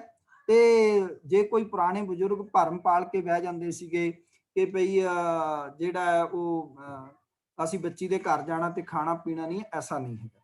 ਜਿਸ ਇਸਤਰੀ ਦਾ ਭਰਤਾ ਕਾਲ ਵਸ ਹੋ ਜਾਏ, ਉਹ ਚਾਹੇ ਤਾਂ ਯੋਗ ਵਰ ਵੇਖ ਕੇ ਪੁਨਰ ਸੰਜੋਗ ਕਰ ਲਵੇ। ਸਿੱਖ ਦੀ ਇਸਤਰੀ ਮਰ ਜਾਵੇ ਤਾਂ ਉਸ ਲਈ ਵੀ ਇਹੋ ਹੁਕਮ ਹੈ। ਕਦੇ ਪੁਰਾਤਨ ਸਮਾਜ ਦੇ ਵਿੱਚ ਜਦੋਂ ਸਤੀ ਪ੍ਰਥਾ ਸੀਗੀ ਜਾਂ ਗੁਰੂ ਅਮਰਦਾਸ ਜੀ ਨੇ ਵਿਰੋਧ ਕੀਤਾ, ਉਸ ਵੇਲੇ ਗੁਰੂ ਸਾਹਿਬ ਨੇ ਪੁਨਰ ਵਿਆਹ ਦੀ ਵੀ ਰੀਤ ਚਲਾਈ ਸੀ। ਉਸ ਬੱਚੀ ਦਾ ਕੀ ਕਸੂਰ ਹੈ ਜਿਹਦਾ ਨੌਜਵਾਨ ਭਰਾਤਾ ਜਿਹੜਾ ਭਰਤਾ ਜਿਹੜਾ ਹੈ ਉਹ ਕਾਲਵਸ ਪੈ ਗਿਆ ਤੇ ਕਿਸੇ ਕਾਰਨ ਐਕਸੀਡੈਂਟ ਹੋ ਗਿਆ, ਕੁਝ ਹੋ ਗਿਆ, ਉਹ ਬੱਚੀ ਦੀ ਤਾਂ ਪੂਰੀ ਜ਼ਿੰਦਗੀ ਪਈ ਹੈਗੀ। ਕਈ ਇਸ ਤਰ੍ਹਾਂ ਦੇ ਹਾਦਸੇ ਵੇਖਦੇ ਆ ਕਿ ਵਿਆਹ ਤੋਂ ਅਗਲੇ ਦਿਨ ਦੂਜੇ ਦਿਨ ਇਸ ਤਰ੍ਹਾਂ ਦੇ ਹਾਦਸੇ ਵਾਪਰ ਜਾਂਦੇ ਨੇ ਤੇ ਉਹ ਬੱਚੀ ਦੂਜਾ ਵਿਆਹ ਕਰ ਸਕਦੀ ਹੈ। ਉਹ ਦੋਵਾਂ ਲਈ ਇਹੋ ਉਪਦੇਸ਼ ਹੈਗਾ। ਅੱਗੇ ਹੈ ਜੀ ਪੁਨਰ ਵਿਆਹ ਦੀ ਵੀ ਇਹੋ ਰੀਤ ਹੈ ਜੋ ਆਨੰਦ ਲਈ ਉੱਤੇ ਦੱਸੀ ਗਈ ਹੈ। ਠੀਕ ਹੈ ਜੀ। ਸੋ ਗੁਰ ਮਰਿਆਦਾ ਉਸੇ ਤਰ੍ਹਾਂ ਨਿਭਾਣੀ ਹੈ। ਕਈ ਵਾਰ ਦੂਜਾ ਵਿਆਹ ਹੁੰਦਾ ਨਾ, ਸਿਰਫ ਲਾਵਾਂ ਸੁਣਦੇ ਨੇ, ਕੀਰਤਨ ਇਤਿਆਦਿਕ ਨਹੀਂ ਕਰਦੇ। ਸੋ ਐਸਾ ਨਹੀਂ ਹੈ, ਜੋ ਪਹਿਲਾਂ ਆਨੰਦ ਕਾਰਜ ਦੀ ਮਰਿਆਦਾ ਹੈ ਉਹੀ ਹੂਬਹੂ ਦੂਜੇ ਵਿਆਹ ਤੇ ਵੀ ਲਾਗੂ ਹੁੰਦੀ ਹੈ। ਅੱਗੇ ਹੈ ਜੀ ਆਮ ਹਾਲਤਾਂ ਵਿੱਚ ਸਿੱਖ ਨੂੰ ਇੱਕ ਇਸਤਰੀ ਦੇ ਹੁੰਦਿਆਂ ਦੂਜਾ ਵਿਆਹ ਨਹੀਂ ਕਰਾਉਣਾ ਚਾਹੀਦਾ।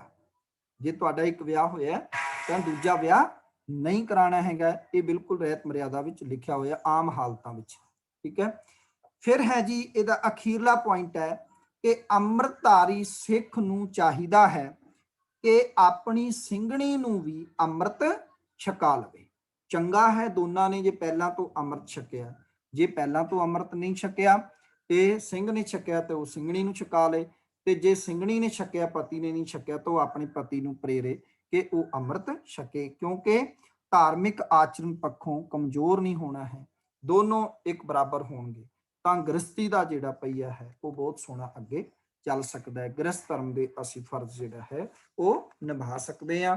ਸੋ ਇਹ ਸੀ ਆਨੰਦ ਕਾਰਜ ਦੇ ਸੰਬੰਧ ਵਿੱਚ ਆਨੰਦ ਸੰਸਕਾਰ ਦੀ ਕੁਝ ਹਿਦਾਇਤਾਂ ਜੋ ਕਿ ਗੁਰੂ ਪੰਥ ਨੇ ਸਾਨੂੰ ਜਿਹੜਾ ਸਿੱਖ ਰਹਿਤ ਮਰਿਆਦਾ ਵਿੱਚ ਬਖਸ਼ਿਸ਼ ਕੀਤੀਆਂ ਨੇ। ਸਾਨੂੰ ਕੋਸ਼ਿਸ਼ ਕਰਨੀ ਚਾਹੀਦੀ ਹੈ ਕਿ ਇਸ ਰਹਿਤ ਮਰਿਆਦਾ ਨੂੰ ਅਸੀਂ ਆਪ ਪੜ੍ਹੀਏ, ਆਪਣੇ ਬੱਚਿਆਂ ਨੂੰ ਪੜ੍ਹਾਈਏ, ਤਾਂ ਕਿ ਸਾਨੂੰ ਪਤਾ ਲੱਗੇ ਕਿ ਸਾਡਾ ਜੋ ਆਨੰਦ ਕਾਰਜ ਸੰਸਕਾਰ ਹੈ ਉਹਨੂੰ ਅਸੀਂ ਗੁਰਮਰਿਆਦਾ ਅਨੁਸਾਰ ਨਿਭਾਉਣਾ। ਤੇ ਜਿਵੇਂ ਤੁਸੀਂ ਕਿਹਾ ਵੀ ਹਰ ਬੰਦੇ ਦੀ ਜ਼ਿੰਦਗੀ ਵਿੱਚ ਆਉਂਦਾ ਹੈ, ਆਉਣਾ ਵੀ ਚਾਹੀਦਾ ਆਨੰਦ ਕਾਰਜ ਦਾ। ਸੋ ਦੇਖੋ ਜਨਮ ਸੰਸਕਾਰ ਮਾਪਿਆਂ ਦੇ ਹੱਥ ਵਿੱਚ ਹੈ, ਉਹਨਾਂ ਨੇ ਗੁਰਮਰਿਆਦਾ ਅਨੁਸਾਰ ਨਿਭਾਉਣਾ ਕਿਵੇਂ ਨਹੀਂ। ਮ੍ਰਿਤਕ ਸੰਸਕਾਰ ਉਹ ਵੀ ਸੰਬੰਧੀਆਂ ਤੇ ਪਰਿਵਾਰ ਦੇ ਟੱਬਰ ਦੇ ਸੰਬੰਧ ਵਿੱਚ, ਪਰ ਆਨੰਦ ਸੰਸਕਾਰ ਤੇ ਬੰਦੇ ਦਾ ਆਪਣਾ, ਇਹ ਤੇ ਗੁਰਮਰਿਆਦਾ ਅਨੁਸਾਰ ਸਾਨੂੰ ਨਿਭਾਉਣਾ ਚਾਹੀਦਾ ਨਾ। ਇੱਥੇ ਤਾਂ ਪਹਿਰਾ ਦੇਣਾ ਚਾਹੀਦਾ ਹੈਗਾ ਕਿਉਂਕਿ ਅਸੀਂ ਹੋਸੋ ਹਵਾਸ ਵਿੱਚ ਹੈਗੇ ਹਾਂ। ਸੋ ਆਨੰਦ ਕਾਰਜ ਦੇ ਵਿੱਚ ਕੋਈ ਗੁਰਮਰਿਆਦਾ ਵਿੱਚ ਸਾਨੂੰ ਕੋਤਾਹੀ ਨਹੀਂ ਕਰਨੀ ਚਾਹੀਦੀ ਔਰ ਬਾਕੀ ਦੇ ਸੰਸਕਾਰ ਵੀ ਸਾਨੂੰ ਸਾਰੇ ਗੁਰਮਰਿਆਦਾ ਅਨੁਸਾਰ ਹੀ ਨਿਭਾਉਣੇ ਚਾਹੀਦੇ ਹੈਗੇ। ਠੀਕ ਹੈ ਜੀ। ਜੀ ਬੜੀ ਚੰਗੀ ਤਰ੍ਹਾਂ ਤੁਸੀਂ ਇਹ ਜਿਹੜਾ ਹੈਗਾ ਆਨੰਦ ਕਾਰਜ ਦਾ ਸਮਝਾਇਆ। ਵੈਸੇ ਤੇ ਮੈਂ ਦੇਖਦਾ ਕਿ ਜੋ ਇਤਿਹਾਸਿਕ ਗੁਰਦੁਆਰੇ ਨੇ ਉਹ ਤੇ ਥੋੜਾ ਬਹੁਤ ਦੱਸ ਦਿੰਦੇ ਨੇ, ਜਦੋਂ ਤੁਸੀਂ ਹਾਲ ਬੁੱਕ ਕਰਾਉਣ ਜਾਓ, ਡੇਟ ਬੁੱਕ ਕਰਾਉਣ ਜਾਓ ਤੇ ਉਹ ਕਹਿ ਦਿੰਦੇ ਨੇ ਇਹ ਰਹਿਤ ਮਰਿਆਦਾ ਭਾਈ ਪੜ੍ਹ ਲਓ। ਜੇ ਸਾਡੀ ਸਿੰਘ ਸਭਾਵਾਂ, ਕਿਉਂਕਿ ਉਹਦਾ ਬਹੁਤ ਵੱਡਾ ਰੋਲ ਹੈ, ਜੇ ਸਾਡੀ ਸਿੰਘ ਸਭਾਵਾਂ ਵੀ ਇਸ ਤਰ੍ਹਾਂ ਦੇ ਨਿਯਮ ਆਪਣੇ ਉੱਤੇ ਲਾਗੂ ਕਰ ਦੇਣ ਗੁਰਦੁਆਰੇ ਦੇ ਉੱਤੇ ਕਿ ਬਈ ਜੇ ਜਿਹਦਾ ਵੀ ਆਨੰਦ ਕਾਰਜ ਹੋਣਾ ਤੇ ਆਨੰਦ ਕਾਰਜ ਦੀ ਗ੍ਰੰਥੀ ਸਾਹਿਬ ਨੇ ਜੋ ਬੁੱਕ ਕਰਦੇ ਨੇ ਜਾਂ ਹੋਰ ਕੋਈ ਪਤਵੰਤੇ ਸੱਜਣ ਉੱਥੇ ਦੇ ਐਡਮਿਨਿਸਟ੍ਰੇਸ਼ਨ ਨੇ ਬੁੱਕ ਕਰਦੇ ਨੇ, ਉਸੇ ਟਾਈਮ ਉਹ ਰਹਿਤ ਮਰਿਆਦਾ ਉਹਦੀ ਕਾਪੀ ਉੱਥੇ ਪਈ ਹੋਏ ਆਲਰੇਡੀ ਪਹਿਲੇ ਹੀ ਆਫਿਸ ਦੇ ਅੰਦਰ, ਤੇ ਜੋ ਵੀ ਬੁੱਕ ਕਰਾਉਣ ਆਏ ਉਹਨੂੰ ਇਹ ਕਾਪੀ ਦੇ ਦਿੱਤੀ ਜਾਏ ਤੇ ਹਿਦਾਇਤ ਕੀਤੀ ਜਾਏ ਕਿ ਇਹ ਬੱਚਾ ਤੇ ਬੱਚੀ ਨੂੰ ਪੜ੍ਹਾਇਆ ਜਾਏ ਆਨੰਦ ਕਾਰਜ ਤੋਂ ਪਹਿਲੇ। ਤੇ ਮੇਰਾ ਖਿਆਲ ਹੈ ਸਾਨੂੰ ਕਾਫੀ ਸਿੱਖਾਂ ਦੇ ਬੱਚਿਆਂ ਨੂੰ ਜਾਗਰੂਕਤਾ ਆ ਜਾਏਗੀ ਕਿ ਬਈ ਸਾਡੀ ਜੋ ਰਹਿਤ ਮਰਿਆਦਾ ਹੈ ਜੋ ਗੁਰੂਆਂ ਦੇ ਦੁਆਰਾ ਦਿੱਤੀ ਗਈ ਹੈ, ਜੋ ਕਿਸੇ ਪੁਰਾਤਨ ਟਾਈਮ ਤੋਂ ਗੁਰੂਆਂ ਦੇ ਹੱਥੋਂ ਨਿਕਲ ਕੇ ਸਾਡੇ ਇੱਥੇ ਅੱਜ ਤੱਕ ਰਹਿਤ ਮਰਿਆਦਾ ਲਾਗੂ ਹੋਈ ਹੈ, ਉਸ ਦੇ ਦੁਆਰਾ ਹੁੰਦੇ ਹੋਏ ਸਾਡੇ ਤੱਕ ਅੱਜ ਪਹੁੰਚੀ ਹੈ, ਤੇ ਉਹਨੂੰ ਅਸੀਂ ਕਿਸ ਤਰ੍ਹਾਂ ਅਸੀਂ ਵਿਚਰਨਾ ਹੈ ਇਸ ਦੇ ਅੰਦਰ।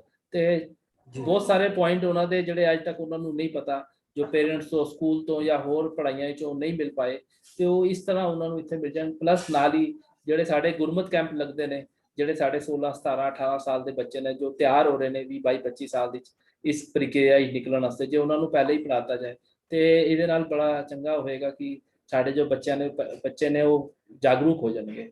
ਤੇ ਆਪ ਜੀ ਦਾ ਬਹੁਤ ਬਹੁਤ ਬਹੁਤ ਧੰਨਵਾਦ। ਆਪ ਜੀ ਨੇ ਬੜੇ ਹੀ ਚੰਗੇ ਢੰਗ ਨਾਲ ਜੋ ਹੈ ਰਹਿਤ ਮਰਿਆਦਾ ਦੇ ਉੱਤੇ ਚਾਨਣਾ ਪਾਇਆ। ਕੱਲ ਅਸੀਂ ਫਿਰ ਇੱਕ ਹੋਰ ਨਵੇਂ ਜੋ ਸਾਡਾ ਸਵਾਲ ਹੈਗਾ ਉਹ ਲੈ ਕੇ ਆਪ ਸਾਹਮਣੇ ਆਪ ਨਾਲ ਹਾਜ਼ਰ ਹੋਵਾਂਗੇ। ਤੇ ਇਹਨਾਂ ਸ਼ਬਦਾਂ ਨਾਲ ਹੀ ਵਾਹਿਗੁਰੂ ਜੀ ਕਾ ਖਾਲਸਾ, ਵਾਹਿਗੁਰੂ ਜੀ ਕੀ ਫਤਿਹ।